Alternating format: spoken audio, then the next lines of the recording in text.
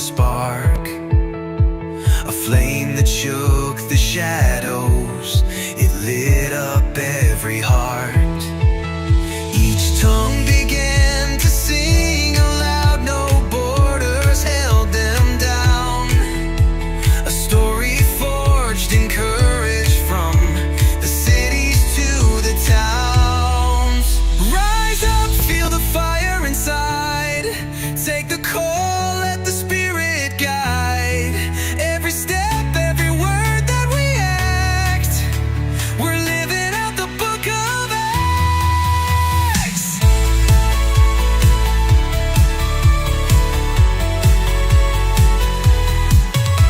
The chains were breaking open, the blind began to see.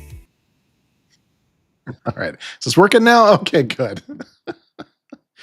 Well, always a joy.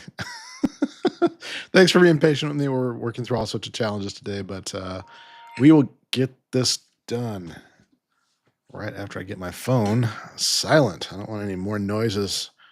No more distractions, please. Goodness gracious me. All right. Well, we are reading in, let's see, Acts 26, right? Right? Oh my goodness. I seriously don't have anything from yesterday. Okay, that's really fascinating. I just realized we had no highlights from yesterday. That's pretty rare for me to not have highlighted anything. Kind of throws me off. I'm like, did I actually read that then? There's no highlights. Did I actually read it? But it just wasn't a lot that I found on that one. So be it. All right. So I'll act like I'm organized and actually get this in the right place. Hit the right buttons, and let's see if I can't get this to work.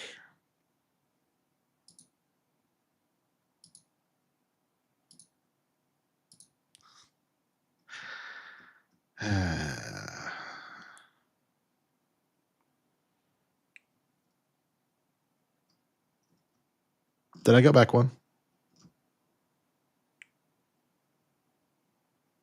Oh my goodness, Deej.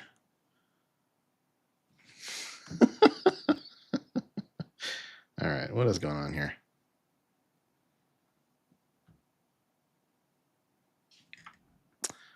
I apologize, folks.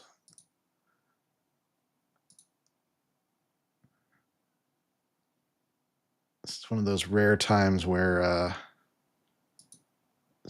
stuff going on in the background that's quite the distractions. I just need to take care of it so it's not going to be a crisis. So yeah, I do apologize. Why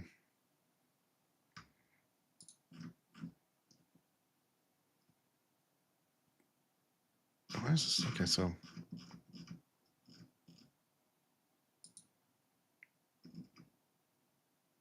there we go. I was like, none of this looks right. I think. Oh, I know exactly. I know exactly what I was doing. I was hitting a button that was actually. I was trying to get it to close a section of the page, and it was taking me forward. And so, my goodness. Okay, so to review where we were here. So we had just gone before Felix, and there was this weird notion of, the 2 years going by. So yes, okay. Now this is all looking right to me. Pardon my little freak out there. Okay, we're good. We're good. Paul before Festus. Here we go. Reading from the Amplified edition of the Bible. Now Festus arrived in the province, and then 3 days later he went up to Jerusalem from Caesarea Maritima. And there in Jerusalem, the chief priests and the leading men of the Jews brought charges against Paul before Festus. And they repeatedly pleaded with him, asking as a concession against Paul that he would be brought to Jerusalem. Okay, I see. So they're asking him to be brought to Jerusalem, meanwhile planning an ambush to kill him on the way. Yeah, okay. So, ooh, you're so sneaky. Festus answered that Paul was being held in custody in Caesarea Maritima, and that he himself was about to leave shortly. So, he said, let those who are in a position of authority among you go there with me, and if there is anything criminal about the man, let them bring charges against him. So, keep in mind once again, this is after 2 years. They've been so so Felix was hoping for a bribe, didn't get one, and so now it goes on to Festus that is like, all right, why are you bothering with it? This must have seemed just like so minor to him. But these people are fired up about it. They've been after him for I'm thinking what, close to a decade at this point, and 2 years of this time frame. So imagine being just imagine for a moment just being in that position of knowing that people want to kill you for that long, or being in a place for 2 years knowing full well that if you leave there you're going to die.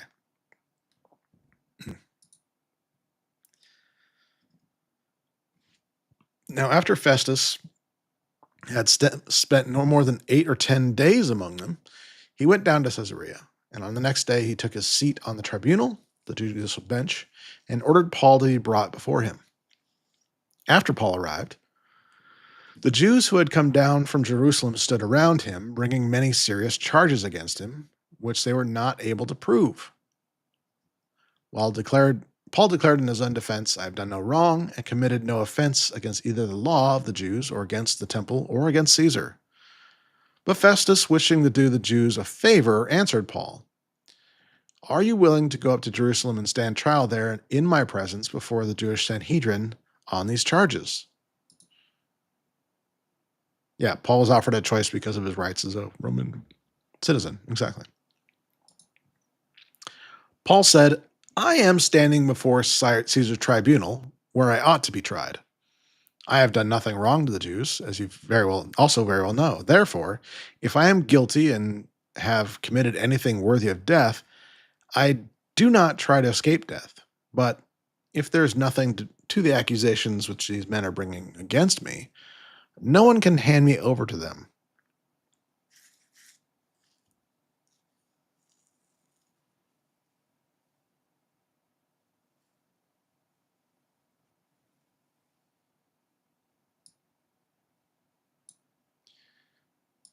There's this notion here of, we kind of talked about this before, of Paul recognizing his assets here, but also just once again, like, no, this is the way the law works. I know the law, and so I guess what I'm getting out of that is, um, uh, even if the leader is working to change things,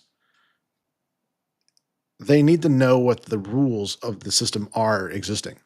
Um, so whether that be in a lot of cases in businesses, for example, you need to know the handbook. You need to know, okay, this is who we are, and this is how we do things, and this is why we do them. You need to know that. Otherwise you're just off on your own, but trying to be paid by them. It's not going to work. And very similarly, when it comes to um, being a Christian in an American society, for example, I'm going to give you a controversial, but I believe appropriate example of this. And that is when we were faced with the COVID problem. We here in Franklin, Tennessee, were faced with a challenge that we were told that churches had to close down and they couldn't meet, regardless of precautions they were taking. It was not allowed for them to gather. So we challenged that, and we said, "By what law do you say this?" Basically, that's what we basically said, is like, we don't we don't see that there's any law in the books that allows this to be to happen. You know, we're taking the right precautions. You have no, have no authority to tell us not to be gathering. And so we, yeah, what happened at that point was that the the mayor or whoever it was, this said, "Oh no, no, we didn't. Oh, we didn't say that. We didn't say you can't. We just said you shouldn't." There are lies, and then yeah, whatever. But the reality was that we had to have that foundation of looking it up and say, okay, first of all, are there any laws that make this a reality that we absolutely, regardless of precautions, should not be meeting? Is there any kind of a justification for that? No, no. Okay, then we're bringing before us. Okay, so do you want to break the law and tell us not to meet? Is that what you're saying here? Oh no, no, no, no, no. So sometimes, as leaders that are convicted, we need to at least know the law. And now, if the law was different, if we were in another country or another apparently part of the country where this was gotten away with by the law, I think that's kind of questionable at best. But there were certain places where they insisted by way of law and quickly wrote laws to make it happen, sort of thing.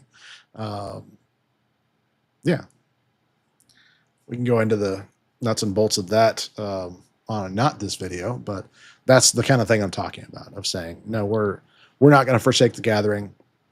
We are going to be bold, and we are going to be there. So.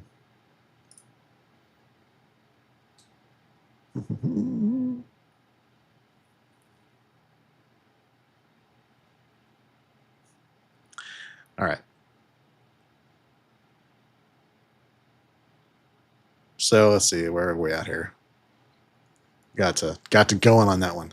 Let's see.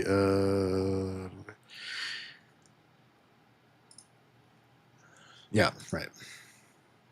Then Festus, conferring with the men who had formed his council, answered, "You have appealed to Caesar. To Caesar you shall go." Not positive that was the answer that Paul wanted, but remember, there was a vision. There was a word spoken over Paul about this, right? So, if appealed to Caesar you shall go. Now, I don't know if this is something where he's once again falling into this trap of, if I don't do something about this, I could be in big trouble. Or is this something where it's like, man, I really, really, really need this to be off my plate. Let's send him along. Maybe even thinking at that point, maybe very validly thinking that sending off to Caesar would make him killed either along the way or when he got there. I mean, that's very much a likely scenario in his mind, I'm sure. Verse 13. Now, several days later, Agrippa the second, the king and Bernice's sister. Hang on a second. We got footnotes to go through here. Herod Agrippa the second was the seventh and last of the Herods mentioned in the New Testament. And Bernice, eldest daughter of Herod Agrippa the first. Okay. Arrived at Caesarea and paid their respects to Festus as the new governor. While they were spending many days there, Festus laid Paul's case before the king. Interesting. Saying, "There is a man here who is left as prisoner by Felix. When I was at Jerusalem, the chief priests and the elders of the Jews told me about him and brought charges against him, petitioning for a sentence of condemnation against him. I told them that it was not the custom of the Romans to hand over any man for punishment before the accused meets his accusers face to face and has the opportunity to defend himself against the charges. So after they arrived together here, I did not delay, but on the next day..." Hold up a second. I did not delay. Shall we go back and look at the replay here?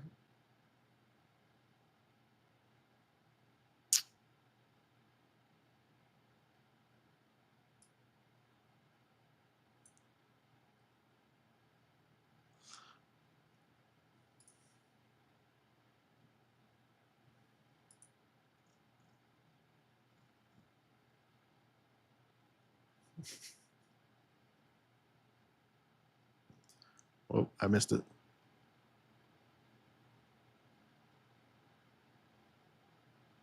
There we go.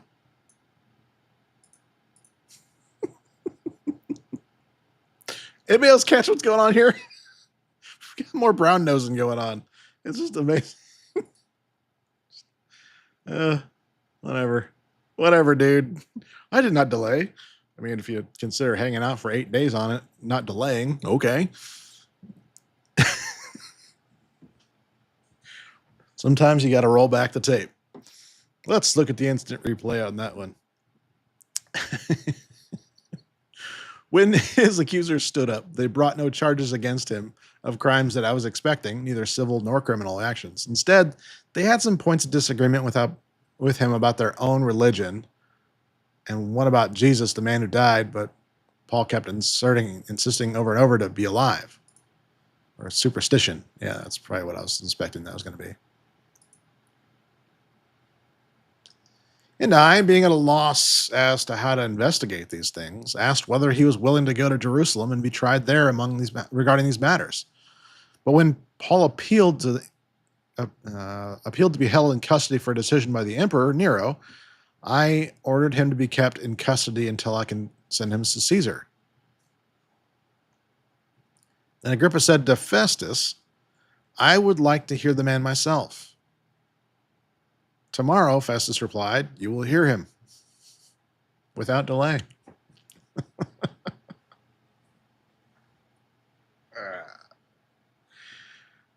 These kids. So I think for the second time in a row, we're seeing a leadership lesson in what not to do. And honestly, when you look at it, like the toxic culture of the Romans, it's amazing they ever held power at all. It truly is. They're always like the backstabbing and the constant like, undermining each other and setting each other up to take responsibility for others' failures. Just the constant. How in the world did they have the vast known part of the world under their control at that point? How in the world? I don't get it. But that's so. In other words, it's like a lesson and anti-lesson. It's just like you can't emulate that. I mean, if you look at how long these people lasted in office, all hoping, I guess, to be like, and that's the other crazy thing. I'm not sure about this, but I don't see like a progression with Romans. You don't like do your time as a soldier and then, be a commander and then get promoted to a prefect. And then, it doesn't happen in a lot of that kind of things, unless I'm wrong, and feel free to correct me or whatever, but it's just not a sustainable structure. So it really doesn't surprise me that the empire fell the way it did, because it had no sense of self. It might have had some pageantry, but that was about it. As far as it goes, it's just a overly complicated system of backstabbing. So what do you not want to be as a leader? That. Now, at companies, it's easy to say this, but what I'm going to say about this is that I have seen this at churches, and one of the things that I'm coming to realize, and then I'm going to be talking a little bit more about this in a couple days. I'm still putting together some ways to approach this, but what I'm seeing at churches is that.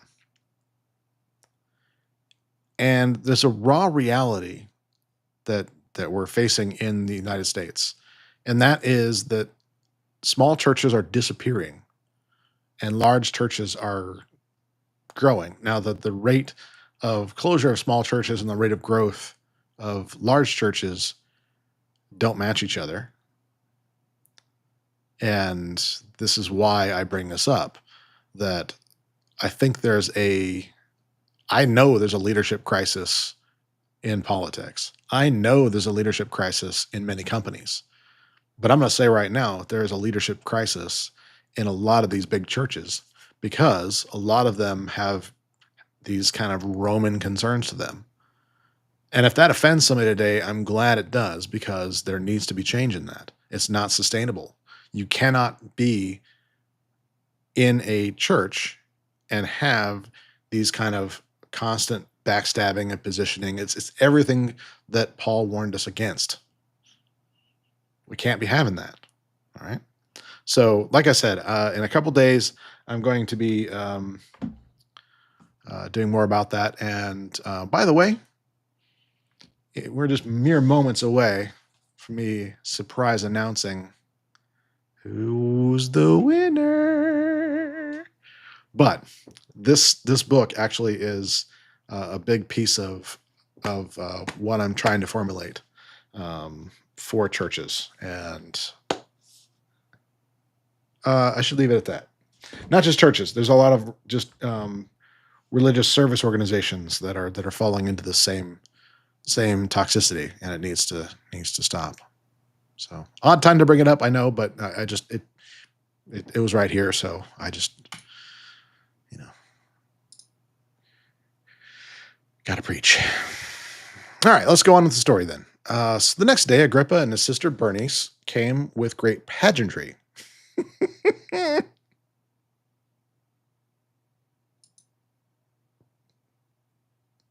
Do I do I need to redraw the parallel?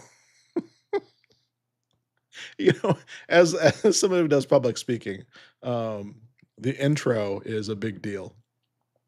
And it's something where you get the people hyped up and realize you're there not for yourself, not even for the crowd. You're there for the organizer of the event, and so a lot of times it'll just be a pure volume driven hype machine, like and now coming to the stage, please welcome Pastor so and so.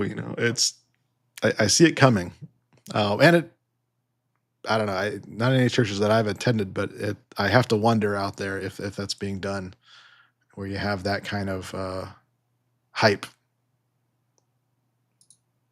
Great pageantry.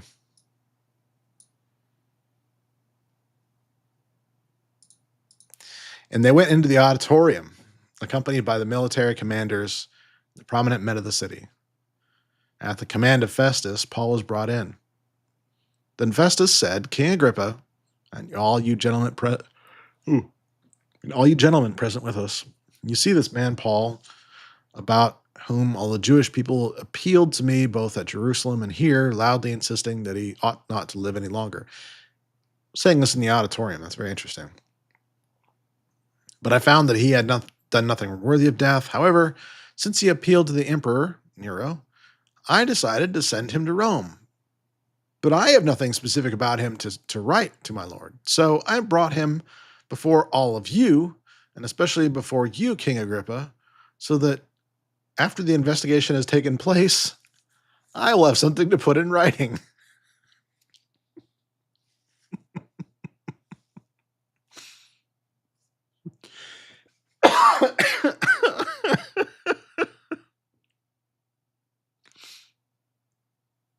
Now, his point here is a little bit valid. For it seems absurd and unreasonable to me to send a prisoner to Rome without indicating the charges against him. Now that does make sense, but um, also maybe I'm misinterpreting what his job there is, but his job is things like that, indicating the charges. That's like the kind of his job. So in other words, I didn't do my homework. I need somebody to help me with my homework. All right. And now that the big guy's here.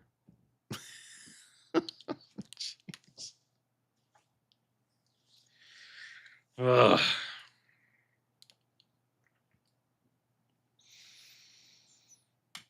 I tell you what. Oh yeah. How do I remove that now? That's odd. Hide.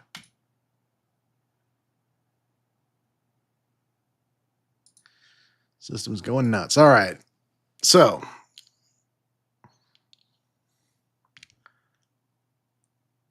I had a thing for this, but I had closed the window. Here we go.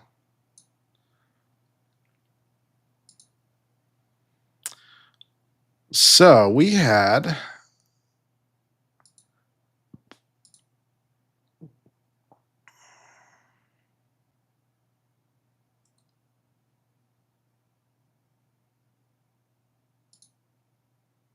$133 entries total. Yeah.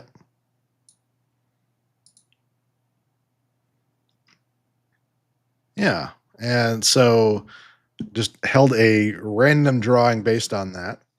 And I'm so because I already know that everything's good to go with the winner, I was going to announce tomorrow, and I probably will again tomorrow.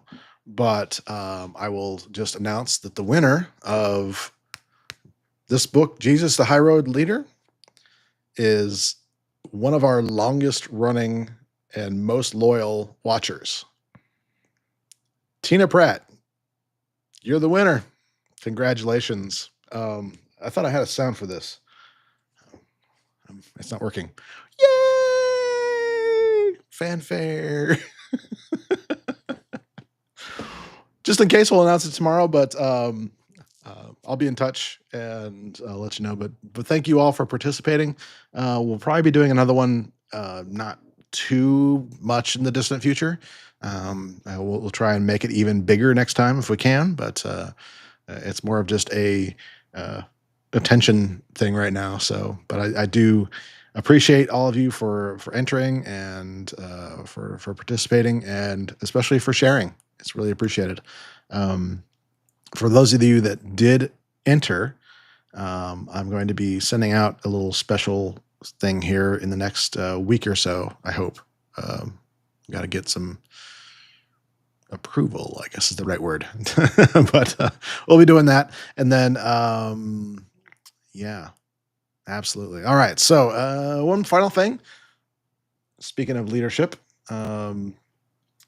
in a couple days, in a matter of 7 days, a week from today, we will be doing the launch event for the Nashville chapter of C-Suite for Christ. We're going to have some great speakers there. Really, the emerging focus of this is just to be bold about your faith. And it's something that's been a challenge for me to be bold publicly about my faith. And so it is a challenge for a lot of folks. We've seen a lot of people being vilified in the news and all this kind of stuff. But at the same time, there's a lot of people that are being held up for their beliefs too. But the bottom line is, people that are in leadership in companies have a hard role, and that is that they have to be responsible and have all these people that are confiding in them, but very often they don't have anyone to confide in themselves. And so a big part of the mission here is to have peers gathering where we can be with each other in that way, and we can encourage each other and pray with each other and just be resources for each other. And so it's not like a networking group. It really is just a support group for fellow believers. So we do have, I guess you could say, some gatekeeping involved there. We do want to make sure it is for the right people. So it is an application process to be part of it.